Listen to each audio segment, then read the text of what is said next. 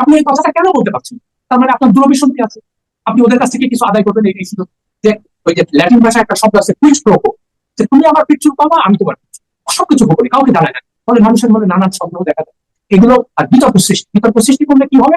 Election যে মূল ইস্যুটা সেখান থেকে মানুষের দৃষ্টি অন্যদিকে চলে গেলে ইলেকশন যতদিন পিছাবো আমি শুধু চিন্তা করবো।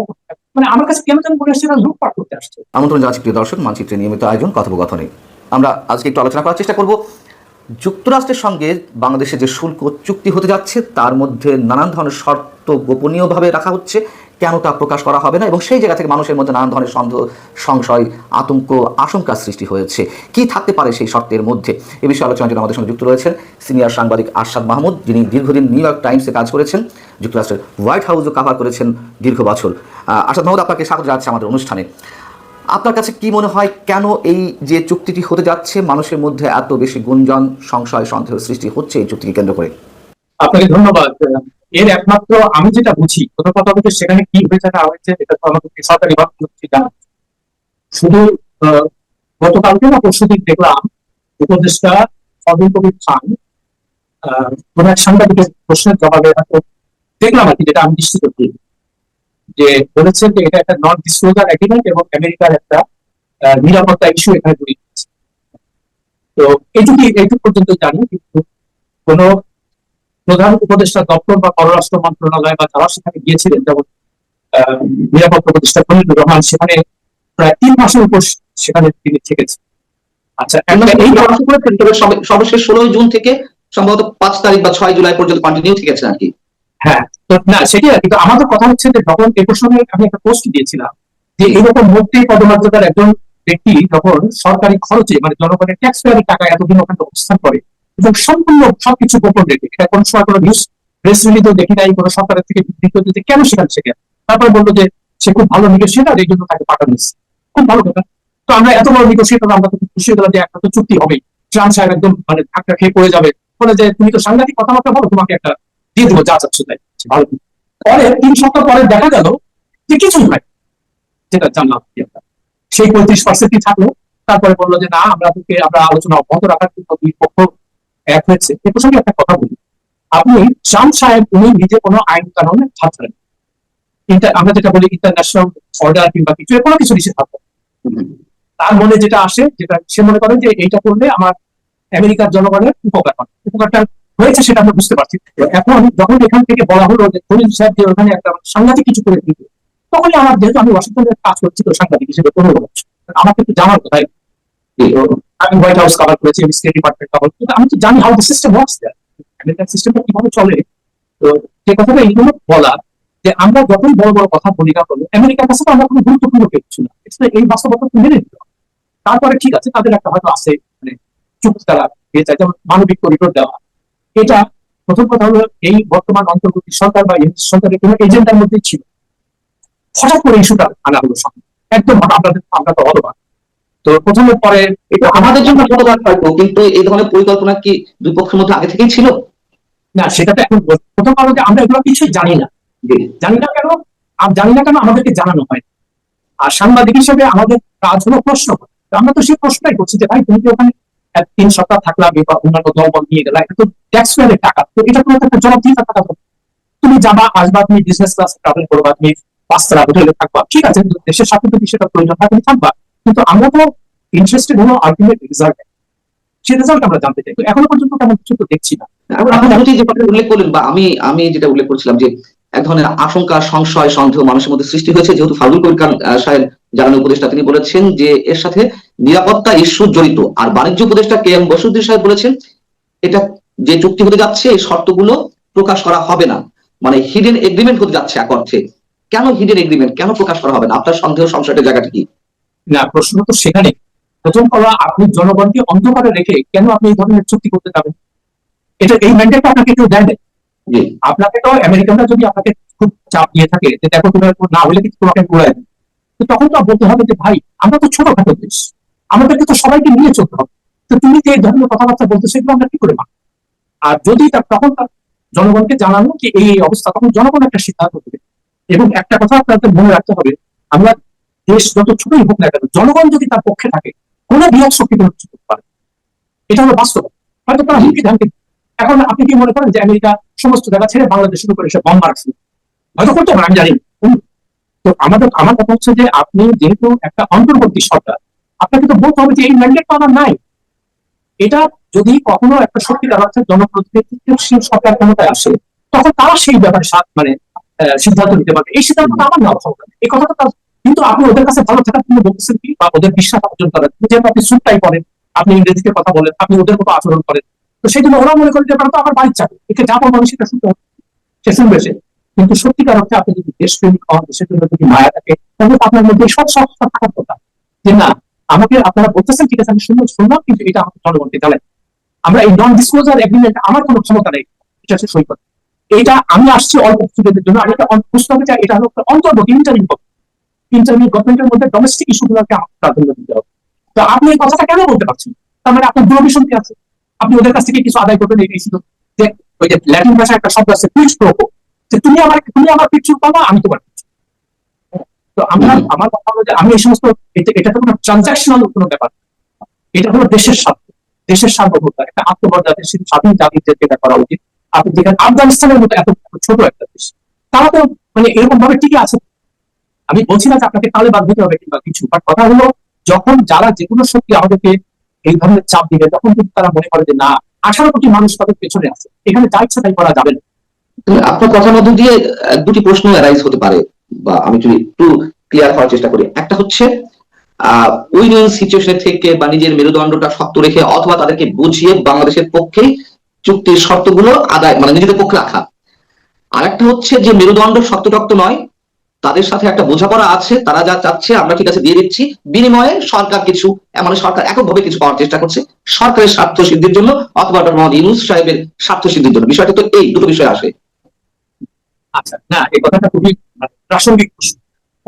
তো আমি তাদের যে কার্যকলাপ দেখছি এতদিন পর্যন্ত, তাতে আমার মনে হচ্ছে না যে এরা সত্যিকার অর্থে দেশের জন্য কিছু করার চিন্তা নিয়ে আসছে। আমার কেন জানি না, আমি মোটামুটি কনভিন্স এই ব্যাপার। দেখেন ইউনূস সাহেবের কার্যকলাপ বলতে থাকে, উনি এসে কি করবেন, মানে নির্বাহী আদেশে সমস্ত বিচার বিভাগকে উপেক্ষা করে তার নিজের মামলা দিলেন। তারপরে কর মওকুফের নির্বাহী আদেশ দিলেন। গ্রামীণ ব্যাংক এবং অঙ্গ প্রতিষ্ঠান যেগুলো আছে সবগুলো তার সুবিধা দিচ্ছে।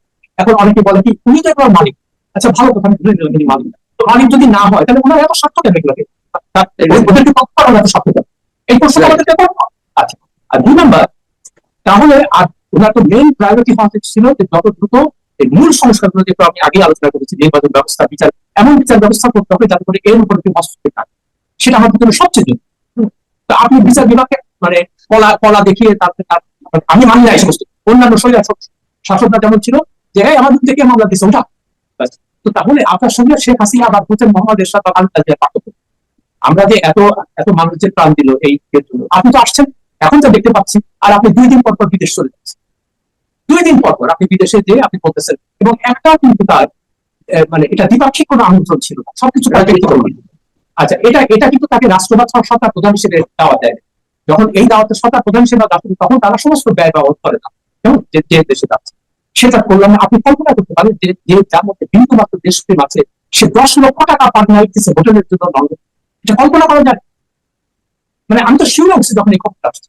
তারপরে 40-50-60 জন করে, তো এই কার্যকলাপ গুলোতে দেখেন। আর তার চেয়েও বড় কথা, সে 8 তারিখে ক্ষমতা নিয়েছিল, দায়িত্ব নিয়েছিল 8ই আগস্ট, মানে 1 বছর হতে চলবে।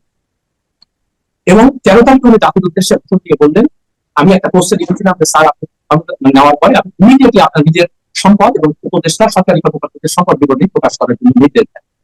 আমি মনে করলাম আবার মানে সাজেশনটা দিয়েছেন, উনি বললেন যে এটা আমরা প্রকাশ করি, এটা নিয়ে কাজ চলছে। আজকে 1 বছর হতে গেল উনি দেন। তার মানে কি, আপনি নিশ্চয়ই কোনো কিছু ঢোকানো যাচ্ছে। তাহলে আপনি যদি সৎ মানুষ হবেন, হ্যাঁ আপনি অনেক টাকা ইনকাম করেছেন, খুব ভালো কথা। আপনি যদি সৎভাবে ইনকাম করেন, তাহলে আপনার সেটা ঢুকানো কি আছে? আপনি বলবেন যে আমি স্পিকিং কি পাই, আমাকে দাওয়াত দিলে তারা এই টাকা আমাকে তারা দিয়েছে, এটা সবকিছু রেকর্ডেড থাকবে। আপনি তো ভয় পাবেন কেন? এবং উনি এটাতে না দেওয়াকে কি হলো, সরকারি কর্মকর্তা যারা আছে তারা কেউ দিল না, উপদেষ্টারা কেউ দিল না, তারা বলতেছে আপনি দেন না আমি। আর দেখেন আরেকটা অনৈতিক কাজ, এই যে ছাত্র যারা আসছিল, মানে যারা ফোর পয়েন্ট ছিল, আমি ব্যক্তিগতভাবে খুব আশা পেয়েছিলাম যে আদর্শবান, এরা কোনো রকম অন্যায় দুর্নীতির সাথে করতে যাবে না এবং এরা ভালোভাবে কাজ করবে। কিন্তু আসার পরে বলে দেখলাম কি, এই সমস্ত ছাত্র যারা সাইকেল রিক্সায় ঘুরতো, তারা প্রাডো গাড়ি, তারপরে পাজেরো, তারপরে 100-150 গাড়ি দিয়ে মিছিল করে, কোথাও এরকম ভূমিকা কোথায় পাই? এই প্রশ্নটা আমাদের সাংবাদিক হিসেবে করতে হবে, সাধারণ মানুষ জানতে চাই। যখন এই প্রশ্নগুলো করা হলো আমাদের বড় ভাইরা, আচ্ছা বড় ভাই কারা, তাদের নাম প্রকাশ করা যায়, কেন করা যাবে না? তাহলে তাদের অসুবিধা হবে। তার মানে কি তুমি বসুন্ধরা থেকে টাকা নিচ্ছ? তুমি নাম প্রকাশ, তুমি যদি সৎ হও, তুমি এই ধরনের মানে বিজনেস গ্রুপ এই ধরনের খবরও আসছে। এই প্রশ্ন তো উঠছে। আমি একটু চুক্তিতে ফিরে যাই। সেটা হচ্ছে যে যেহেতু গোপন চুক্তি হচ্ছে, এখন পর্যন্ত সরকারের উপদেষ্টাদের ভাষ্য অনুযায়ী তারা এটি ডিসক্লোজ করবে না। আপনার ধারণা কি? আপনার মনে কোন ধরনের প্রশ্ন যাচ্ছে যে কি থাকতে পারে এই চুক্তিতে, কি ধরনের শর্ত দেওয়া হতে পারে? আচ্ছা, যেটা আমি একটু বলেছি সেটা আমি জানি না এই কারণে যে সরকার থেকে আমাদের কোনো কিছু জানানো থাকে, যারা এই নেগোসিয়েশনটা করছে তাদের জানানো। কিন্তু তারা কাউকে কোনো কিছু জানাচ্ছে, তার মানেই বোঝা যাচ্ছে যে সেখানে একটা গুরুতর সমস্যা। আচ্ছা, এখন পত্রপত্রিকায় বা বিভিন্ন সূত্রে যেটা খবর পাচ্ছি, তারা বলছে যে চীনকে সাহায্য করতে হবে, তুমি চীনের সঙ্গে কোনো সম্পর্ক রাখতে পারো, তুমি চীনের সঙ্গে যদি করো তোমাকে আরো বেশি টেরিফ দিতে হবে। ভালো কথা। এখন চীন তো আমাদের একটা বড় ব্যবসায়িক, মানে তাদের এখানে অনেক বিনিয়োগ আছে, আমরা চীনের উপর অনেক মানে বিলিয়নস অফ ডলারের তারা এখানে তারা বড় বড় মেগা প্রজেক্ট এখানে করছে। তো আমি চীনের সঙ্গে আমার সম্পর্ক আমি চীনের করবো কিভাবে? তো এই কথাগুলো তাদেরকে তো বলতে হবে খুব শক্ত ভাবে যে এটা আমাদের পক্ষে করা সম্ভব। আর নন ডিসক্লোজার এগ্রিমেন্ট মানে কি? আমি একটা স্বাধীন দেশ, সার্বভৌম দেশ, আমাকে তো জনগণকে সঙ্গে নিয়ে জনগণকে কনফিডেন্স দিয়ে তো আমাকে এগুলো করতে হবে। আমি তো গোপনে কিছু করতে, এই ম্যান্ডেট তো আমাকে কেউ দেয় নাই, গোপন ম্যান্ডেট কেউ দেয় নাই। এই কথাগুলো যদি আপনি বলতে না পারেন বা আপনি যদি ভয় পান, সেটা আপনি জনগণকে জানান যে এরকম এরকম ব্যাপার হচ্ছে, তোমরা বলো, আমরা আপনি জনগণ প্ল্যান দরকার নেই। আমাদের জায়গাটা হলো যে যেমন এই সরকার আসার পরে এই জিনিসগুলা যে মানবিক করিডোর, চট্টগ্রাম বন্দর দিয়ে দেওয়া, রোহিঙ্গাদের ফেরত, এগুলো আমার প্রায়োরিটির মধ্যে ছিল। হঠাৎ করে এগুলো আনা হলো, আনা হওয়ার ফলে কি হলো, বিভিন্ন ধরনের সন্দেহ মানুষের মধ্যে যে তোমার তো এগুলো কাজ না, তুমি কেন করছো? তখন অনেকের মনে হলো এই কথা যে হয়তো এই আমেরিকান বা পশ্চিমা শক্তির প্রেশারে বা তাদের স্বার্থ রক্ষার জন্য এই জিনিসগুলো আনা হচ্ছে। আর যেটা বারবার করে বলছি, আপনাকে একটু জানি না, কিন্তু যেহেতু এটা নিয়ে কোনো উচ্চ বাচ্চা নাই, গভর্নমেন্ট থেকে কোনো সময় কোনো পরিষ্কার করে কিছু বলে না, স্বাভাবিক ভাবে মানুষের মধ্যে সন্দেহটা আনা কেন করছে? তারপরে যখন তুমি বলতেছো যে আমাদের নন ডিসক্লোজার এগ্রিমেন্ট করতে বলছে, তারপরে এটা কাউকে জানাতে যাবে, স্বাভাবিকভাবে মানুষের নিয়ে আরো সন্দেহ হচ্ছে, কি ব্যাপার এটা তুমি আমাদেরকে জানাচ্ছ না কেন? তুমি তো মোহাম্মদ ইউনূস বা তার সরকার, এটা তো বাংলাদেশের বাইরে কিছু না, আপনারা তো নিজেরা নিজেরা এই সিদ্ধান্ত নিতে পারেন না। তখন যেটা তাদেরকে বারবার করে বলা, আমি যেটা বলার চেষ্টা করছি, তাদেরকে বুঝেই হবে জিনিসটা যে ঠিক আছে, আপনাদের কনসার্ন আমরা বুঝলাম, আপনারা কি বলেছেন, কিন্তু আমাদের অন্তর্বর্তী ইন্টারিম গভর্নমেন্ট এটা আমাদের আওতার বাইরে, আমাদের এই জন্য আনা হয়। আমরা একটা নির্বাচন দিব, সেই লক্ষ্যে আমরা কাজ করে যাচ্ছি। নির্বাচনের পরে আপনারা যেসব কথাগুলো আমাদেরকে বলেছেন, এগুলো আমরা তাদেরকে জানাবো, তারা ক্ষমতায় আসে, জনগণকে আমরা জানাবো, তখন তারা সিদ্ধান্ত নেবে। ফলে আমাদের কোনো তো কোনো, এখন তারা যদি নিজেদের নিয়ে চুপে আর সবকিছু এই গভর্নমেন্ট সবকিছু গোপনে করে, সবকিছু গোপনে, কাউকে জানায় না, ফলে মানুষের মধ্যে নানান সন্দেহ দেখা যায়। এগুলো আর বিতর্ক সৃষ্টি করলে কি হবে? ইলেকশন যে মূল ইস্যুটা, সেখান থেকে মানুষের দৃষ্টি অন্যদিকে করে দেবে। চলে গেলে ইলেকশন যতদিন পিছাবো, আমি সুযোগ সুবিধা মানে আমার কাছে কেন যেন মনে হচ্ছে লুটপাট করতে আসছে। দেশের সত্যিকার অর্থে দেশের মঙ্গল ভাই কেমন মনে হচ্ছে না। আমি যদি একটু প্রশ্ন করি যে আচ্ছা, ধরে নাও আমাদেরকে কঠিন শর্তের মধ্যে আবদ্ধ করছে, আমরা আমাদের যে সরকার একেবারে সহি সাচ্চা সরকার, কোন ধরনের কোন ভিতরে যোজনাটা নেই, তারা দেশের স্বার্থ জলাঞ্জলি দিতে চায় না, কিন্তু যদি আমরা এক্সাম্পল হিসেবে নিয়ে আসি, যেমন ভিয়েতনাম বা ভারতকে 20% নির্ধারণ করা হচ্ছে শুল্ক, তো তারা তো নিশ্চয় তাদের জাতীয় স্বার্থ বিকিয়ে দিয়ে যুক্তরাষ্ট্রের সঙ্গে কোনো ধরনের চুক্তি করছে না, তাই না? এরকম কোনো খবর আমাদের সামনে এখনো পর্যন্ত আসলে আসার কথাও নয়। তাহলে বাংলাদেশকে পেয়ে বসছে কেন? বাংলাদেশকে, অর্থাৎ তাহলে কি আমরা ওই জায়গাতে ফেরত যাবো যে এই সরকারের সঙ্গে আগে থেকে কোনো ধরনের কোনো হিডেন এগ্রিমেন্ট রয়েছে? বিষয়টি কিরকম? সেইটা মানুষের সন্দেহ। মানুষের সন্দেহ কেন হয়েছে? বিকজ আপনি সবকিছু গোপনে গোপনে করছেন, আপনার যেটা প্রায়োরিটি ছিল আপনি সেগুলোকে সামনে আসছেন। তো এইগুলো তো আমরা জানি যে বহুদিন থেকে পশ্চিমবঙ্গ আছে, ডিপি ওয়ার্ল্ডকে চট্টগ্রাম বন্দর দিয়ে দেওয়ার জন্য মানবিক করিডোর এখানে আমেরিকা মিলিটারি এসে, তো আপনি এগুলো কেন করো? আপনার তো ইন্ডিয়া বা ভিয়েতনাম যে তারা কেন করতে পারছে? বিকজ তাদের একটা জাতীয়তা স্ট্রং দেশপ্রেম আছে, তারা নিজের স্বার্থ দিকে কোনো কাজ করতে পারে। তো আমরা এখানে আসছি, এটা বলে না, আমি যেটা বলি বারবার, সে কিছু বর্গীকে ভাড়া করে নিয়ে আসছে এখানে, বিদেশ থেকে উড়ায়, সুটাই করছে, পিএইচডি করা, যে আমরা সাংঘাতিক স্মার্ট লোক, আমরা সবকিছু করে দিই।